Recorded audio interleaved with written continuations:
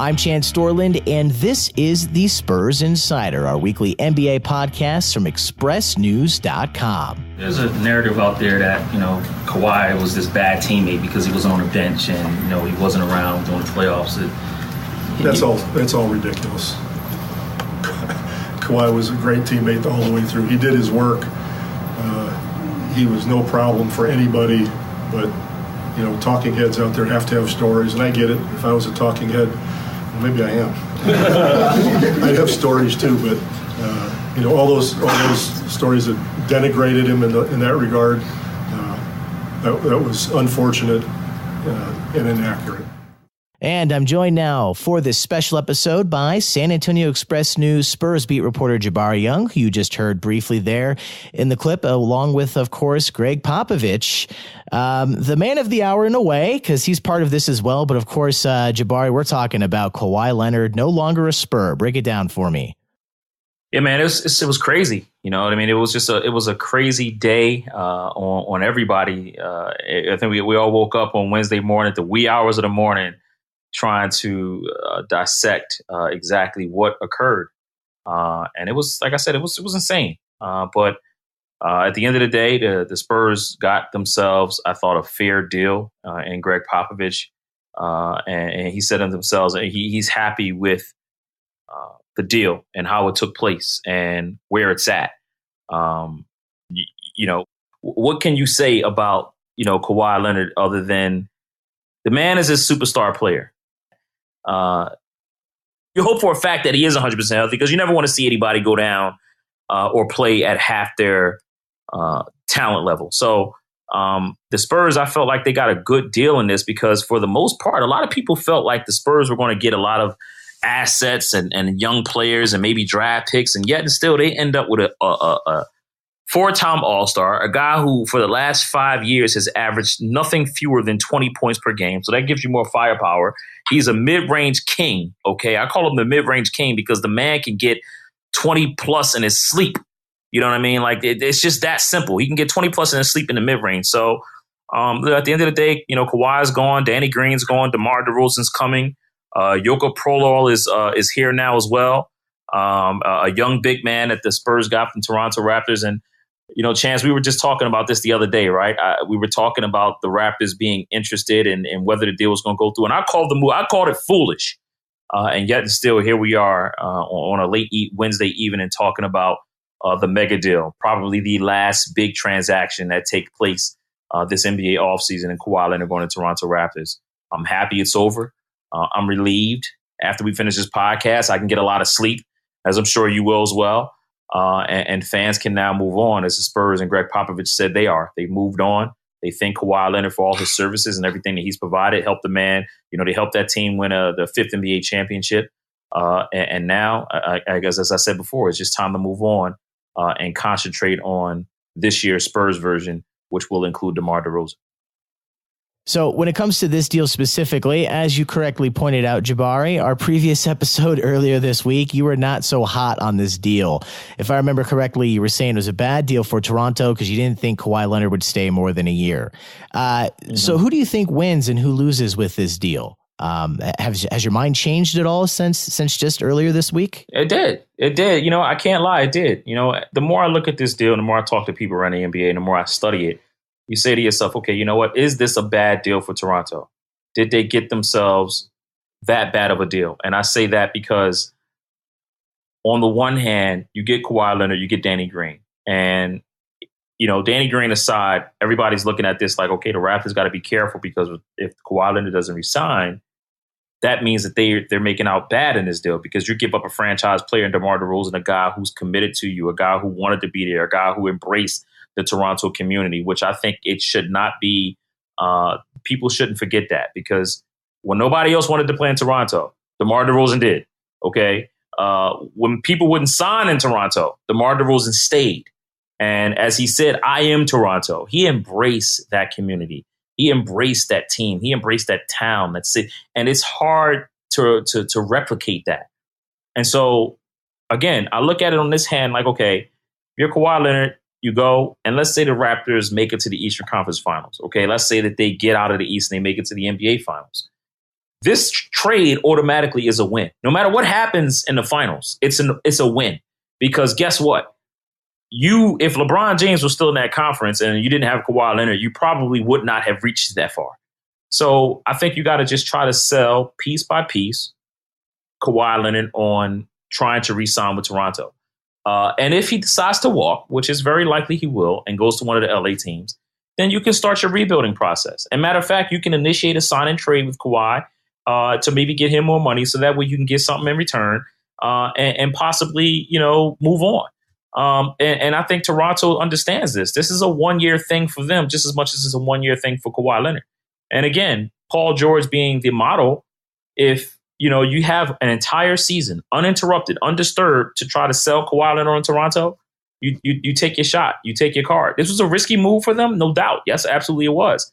But it's one that they felt needed to be made in order for them to get to the next level. And as we all know, no risk, no reward. And they're taking a risk and they're hoping that Kawhi Leonard, has in his pocket a huge return and a reward. And time will tell and see how that happens. So I think it's a win-win for both parties. And I think, Toronto automatically now they continue to be, because I thought before this Kawhi Leonard deal happened, they still were. But now they continue to be one of the top 3, maybe even the top 2 teams in the Eastern Conference. So we heard that clip early on in the show from Greg Popovich. You were obviously there. Your voice was part of that. Tell me more about that presser. What do you think about what happened there? Well, first of all, I'm happy that Greg Popovich, I'm happy that this presser took place. I was actually recording a video with our columnist, Mike Finger, who was supposed to be on this podcast but couldn't make it. Mike, where you at, man? But we got the heads up that Greg would be talking at 1:00, and we were both surprised because we didn't think that the Spurs were even going to comment on this until maybe training camp. But yet and still, Greg Popovich, came out, and it was good to see him in that light, especially with all the things that occurred over the last few months with the passing of his wife. And, you lose a guy in Tony Parker who you basically was like another father to. And you mentored this guy and you taught him and you were able to teach him more basketball for 17 years. And now he departs. And then also losing a young guy who you really thought highly of in Kyle Anderson. So and even Greg Popovich said it was a difficult, this offseason has been one of the more, if not the most difficult in his entire life. So with that said, that presser, I thought it was good. I thought Greg Popovich said a lot. And if you can obviously go see more pieces on expressnews.com, but I thought he revealed a lot, but at the same time, he also remained professional. He didn't throw Kawhi under the bus in that clip. When I asked him about the narrative of Kawhi Leonard being a bad teammate because he wasn't on the bench and he wasn't waving a towel when the Spurs won the playoffs. And I thought, he didn't throw him under the bus. He didn't say anything negative or say anything that ill-advised, or he didn't do that. He didn't take that road. And I thought it was, genuine. I thought he just it was like an end of the season press conference. That's what it felt like, Chance. It was like one of those type, hey, it's almost like Kawhi got traded right after the season was over. So, he addressed a lot, and like I said, I thought that he took the high road on a lot of issues and was really genuine on a lot of issues. So it was good to see Pop back out in the pressers, smiling and laughing again. Like I said, especially after everything that he had to go through over the last few months. But, the message in that presser was, hey, it's time to move on. The Spurs traded Kawhi Leonard. It's over. It's done. It's time to move on. And that's what I took from that. He didn't want to dig back into the past and look at issues about what he felt probably was that played Kawhi. He didn't want to, go that deep into things. He moved on, man. And I think, you got to applaud, Greg Popovich for that, because he could have threw Kawhi under the bus. He could have told everything that he did disapprove. And I'm sure there's a lot of things Greg Popovich disapproved of in these last few months, but he could have took that route, but he didn't. He took the high road, and I think that can only be respected. And, it just goes to show you what type of guy, what type of coach he is. And, like I said, I think that was the tone of this whole press conference, that it's time to move on. It's time to incorporate DeMar and Jakob into the program, into the Spurs system. It's time to look at the young guys and Lonnie Walker and Derek White and DeJounte Murray. You salute Tony Parker. You say thank you to Kyle Anderson, and it's time to move on. You know what I mean? You look at the past one more time, and now it's time to look forward to the future. And the Spurs are clearly committed to trying to compete in the West, which is why they made the deal that they made, and they're not looking back. And so I got to applaud them for making that deal because, again, nobody thought that, A, this deal was even going to happen, and B, that they would get an all-star like DeMar DeRozan, which I think is, like I said, he's the mid-range king. So, with that said, as the Spurs said, it's time to move on. That means all the Twitter people out there that's bashing people and saying Uncle Dennis did, cut it out. It's over. Move on. It's over. You got DeMar DeRozan. Look forward to the 2018-19 season.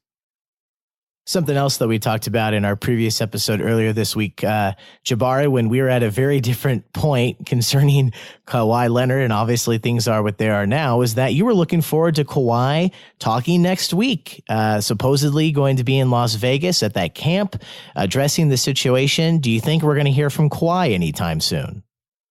Nah, and I tried to reach out to, his camp in all, honesty and openness for comment. And at this time, they didn't want to make any comment. And I don't know if they'll end up, at Team USA next week. I think it's just still too soon. A lot of stuff has to, get processed. Listen, DeMar DeRozan still isn't, all the way 100% happy with this deal because he feel like he was lied to. So, he's Mr. Toronto, kind of, as you just mentioned. Yeah, exactly. He is. That community embraced him. He embraced that community. So it's understandable that, listen, the only person I feel sorry for in this whole deal is DeMar DeRozan. Danny Green, obviously, he knew that something could happen. The Spurs have been dangling his name for the last, year and a half. And I feel like he's rejuvenated as well. Kawhi Leonard asked out. Guess what? You got out. Joakim Prolel, he's a young big man, 2016 ninth pick overall. He's still in development stages. He'll be fine. DeMar DeRozan gave that community everything. He gave that community all his blood, sweat, and tears. And he didn't ask for this. He was told that he wasn't going to get traded. So I feel bad for him because, this is the side of the business that when people don't get a chance to see, when they'll blame a player quick when the player asks to be traded because he's not necessarily happy or he just feels like he wants a better situation, one that's more suitable to him. But when a team does this deal, when a team feels like, hey, it's time for us to do what's more suitable for us, everybody looks the other way, And so, that's the only guy I feel for is DeMar in this situation. So I don't know if he'll necessarily be at Team USA as well. So I think Kawhi will. People will knock this and say, oh, he wasn't a pro for the last year. Stop. You don't know what that man was feeling in his body. You don't know what he had to endure. You don't know. You weren't in his body.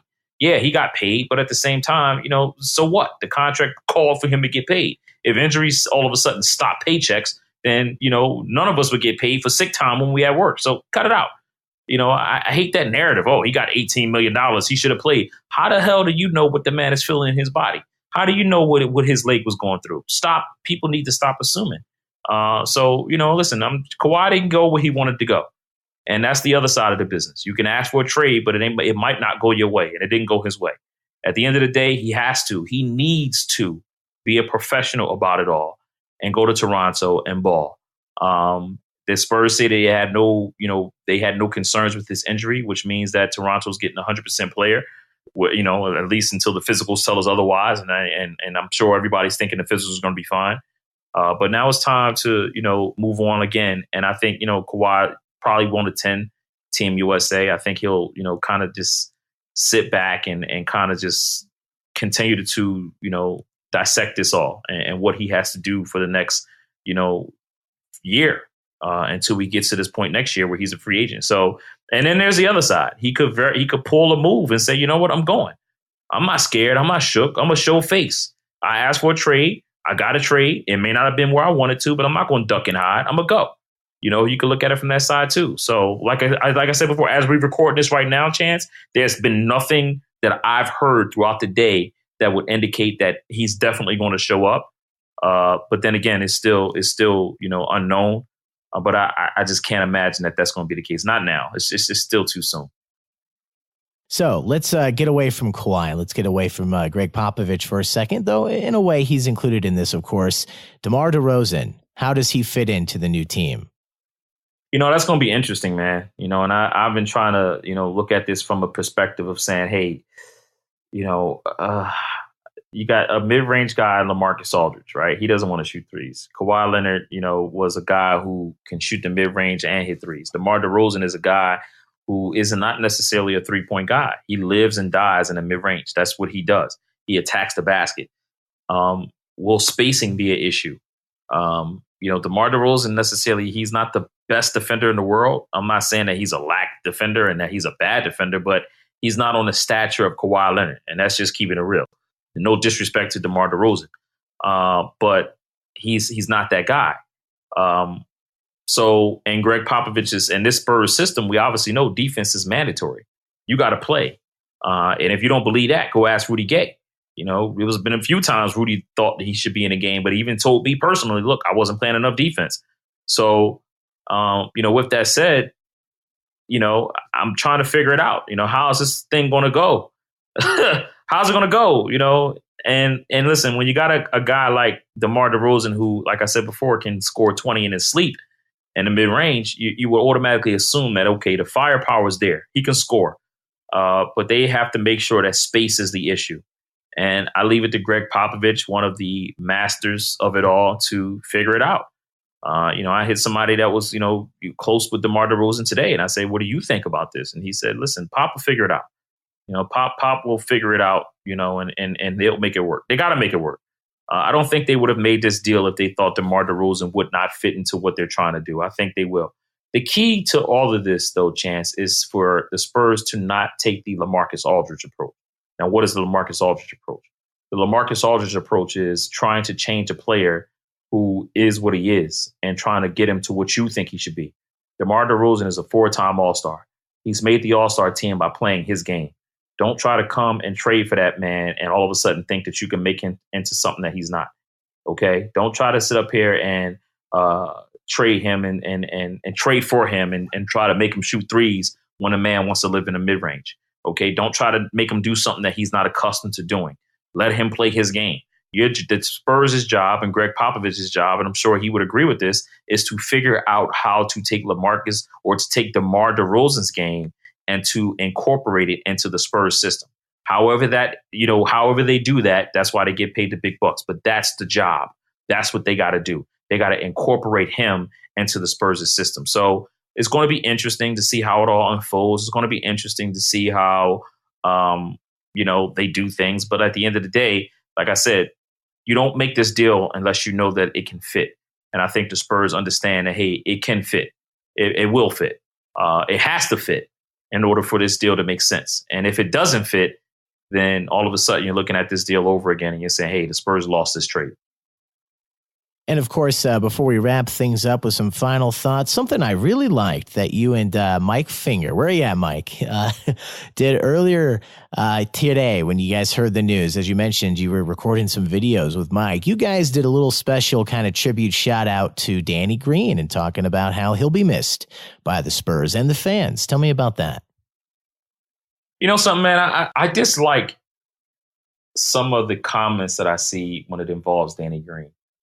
I really do. I think Danny Green is a professional basketball player. He is a pro. The guy holds himself accountable. He doesn't make excuses. From a journalist perspective, he's always there. He's always providing insight. And it may not be the sexiest quote in the world, but he's going to just, give you the most realist, respectable quote. He doesn't back down. I like guys like that. Danny Green may not have put up the big numbers that people might be accustomed to seeing in this new, fantasy basketball, fantasy world and game world. But when you looked at his effort, the man played top-notch defense. Top-notch. Okay? He hit clutch shots in his career. He knows how to play basketball. He knows how to be a pro. Just as DeMar DeRozan was invested in that Toronto community, Danny Green was invested into the San Antonio community. Okay? The Spurs are going to miss Danny Green. They're going to miss his corporate knowledge. They're going to miss the fact that, listen, when Greg Popovich needed to let off some steam on somebody, Danny took it. They're going to miss that. And I hate the fact that when people are so quick to just dismiss Danny Green as if he's chopped liver, as if he was some scrub, as if he couldn't play. It's nonsense. It's stupid. Knock it off. Realize what that man gave you. Realize that he took a discount to come back to San Antonio. Realize everything that he's put into this team, everything that he provided this community, and just salute. Like, if anything, I understand people were frustrated at Kawhi Leonard and sad and maybe happy to see him go because they were tired of it. You should be crying that Danny Green's gone. I mean, come on, man. Danny's a pro. And I'll be damned if I sit up here and I don't take up for that man. And because not only do I know him on a personal level, but on a professional level as well. And I tell you, that man gave everything he had into playing. As Greg Popovich said, he was cut twice and he made his way back.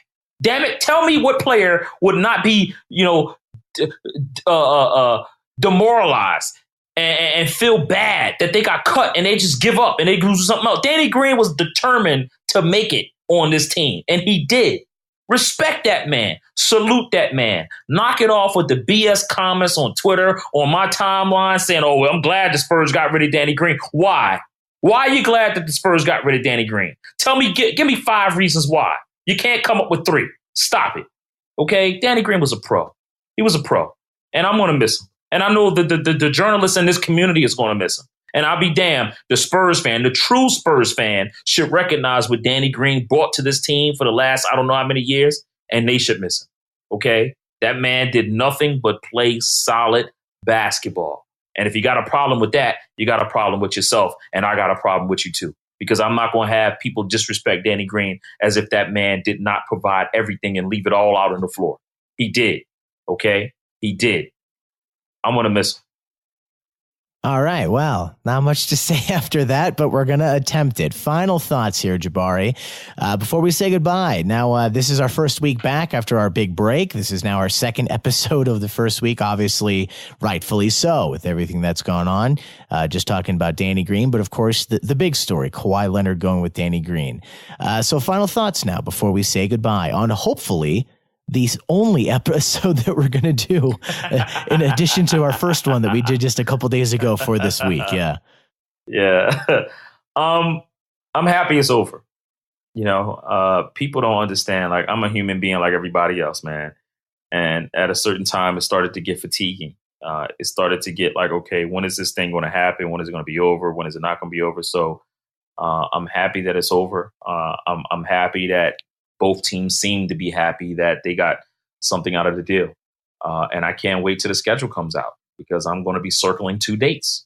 When Toronto plays San Antonio Spurs at AT&T Center and when the Spurs got to go to Toronto to play, those are going to be 2 dates for me. I can't wait for those 2 dates. I'm looking forward to those 2 dates.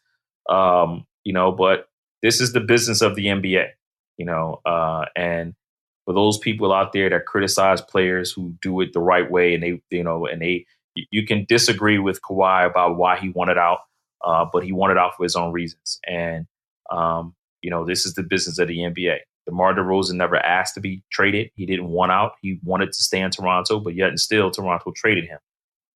Teams are going to do what's good for them, and players should always do what's good for them and what's best for them. I have no problem with that. You might disagree with how they go about doing it, but I have no problem with the way that if a player wants out, respect his wishes and let him go, because the team is always at the end of the day, again, going to do what's best for them. And the Spurs are included in that. When it was time to move on from Boris Diaw, the Spurs did it. Okay. When it was time to move on from other players, the Spurs did it. When it was time to trade, the Spurs do it. They're about business, just like every other team in the NBA. So respect that with the player. I'm happy that it's over. I'm sad to see a guy like Danny Green go. I'm sad to see a guy like DeMar DeRozan be betrayed, if that's how he feels, because the team told him that they wasn't going to trade him, and now yet and still he's on his way to San Antonio. That's never a situation that you want to acquire a player. You always want to acquire a player, and he's happy to come here and salutes. But if DeMar feels betrayed, who am I to say otherwise? But I'm curious to see how it all unfolds. It's a new chapter in the Spurs franchise, a new chapter, a new history that's ready to be made. And I'm curious to see how it goes, man, because at the end of the day, when it's all said and done, it could result in a championship. It might not, but that's the journey. and the Spurs are on a new journey. And from a journalist perspective, all new journeys come with new stories and new relationships. And I'm looking forward to establishing those so that way I can be able to provide the best stories and the most information I possibly can for the fans who deserve it. And LeBron's in LA, so everything's all weird now going into the next season. And The Incredibles 2 is out, so go see that too. I love that movie. I want to see it too. So I'm an Incredibles fan as well. So yeah, check it out while you can. All right, absolutely. Jabari, nice speaking with you. We're back as we mentioned just a few days ago, so we'll talk next week. Maybe a little bit calmer of a discussion, but a good episode. Take care, man. Thanks, Chance. Appreciate it, man.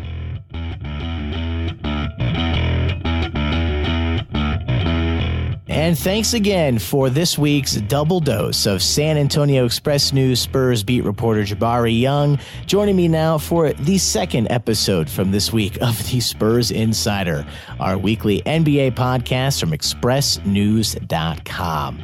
For the San Antonio Express News, 2 for 1 this week, I'm Chance Dorland.